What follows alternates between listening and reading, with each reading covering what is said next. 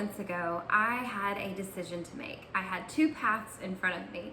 My son is upstairs napping, my girls are home from school, they're running around playing, and I was a little tired from the day, and I thought I could either sit down and zone out on my phone for a little bit and just relax.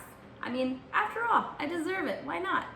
Or I could do a hard thing, which is go ahead and begin preparations for dinner. I had planned a healthy dinner in meal planning this week, this cabbage soup, and I knew it takes a lot of chopping and prepping. And to be honest, my brain, I get to this point in the day and I plan these things out ahead of time, but I just really don't want to do them when the afternoon comes. And so I knew, it's around that 3:30 time slot, that if I started prepping now, that I would have success with my future self in making this healthy dinner. But if I chose the second path or the first path, whichever way you want to look at it, and decided to just relax and, scroll my phone, then I probably would not have created this dinner, or I would have just caved and said, let's just go out to eat or eat something unhealthy. Or I may have gotten it done, but it would have been really late and everybody would have been hungry and cranky. And so I've been reading lately about the cost ratio benefit and how sometimes the things that cost us the most right now, the sacrifices that we make daily, they are the things that are going to benefit us the most in the future. But the things that benefit us the most right now, that give us immediate gratification, they will cost us the most long term in the future. And I've really been thinking about that in my brain and my day-to-day life and all the things that cost a lot. For one, I got up and I had two paths. I could exercise today or I could not. And in the past, I would say to myself, no, I'm just too tired. I would make excuses, or maybe my kids won't go into childcare at the Y. It's not gonna work. And I've decided to keep this mantra in my head that I am a person who takes care of myself.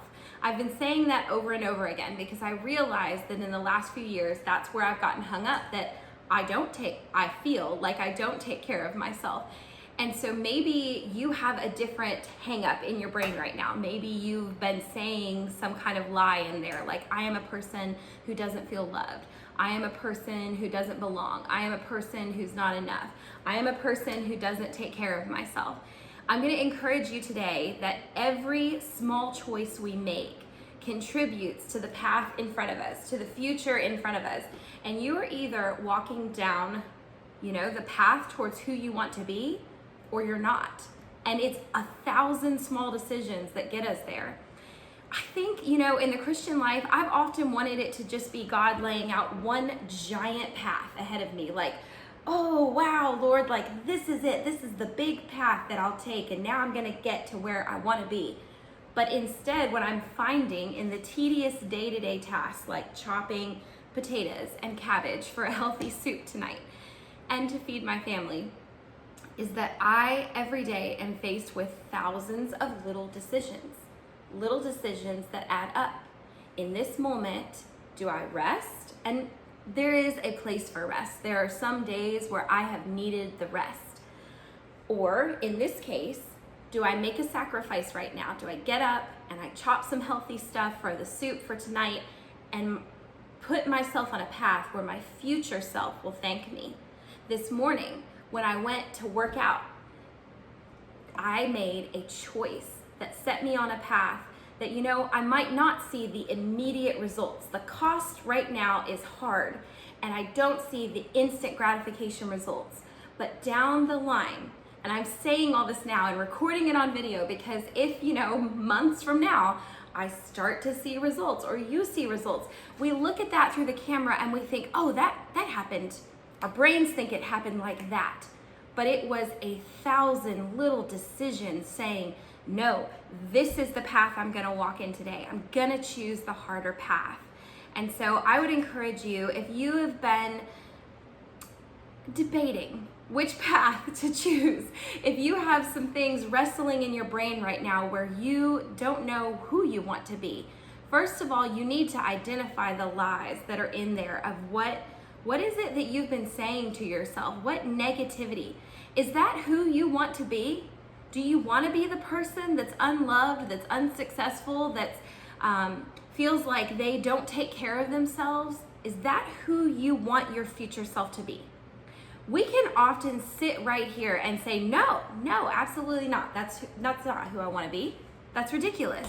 Nobody wants ill for themselves. But where that meets the conflict is when you wake up and you start seeing your first path of the day, where you can choose a hard thing towards that future self, or you can choose the easy path. You have to redefine in your head who you are. And I am no longer saying, I am not a person who takes care of myself. My mantra in my head going forward is I take care of myself.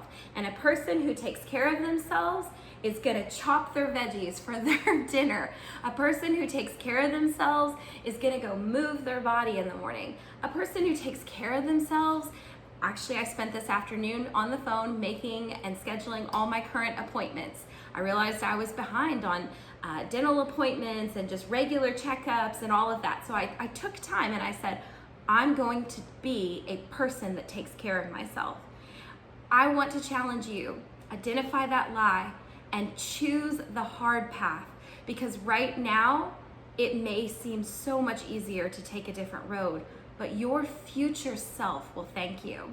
So let's get this soup chopped up. I'm gonna give you guys the recipe in the comments below, and come along and join me as we prepare for dinner.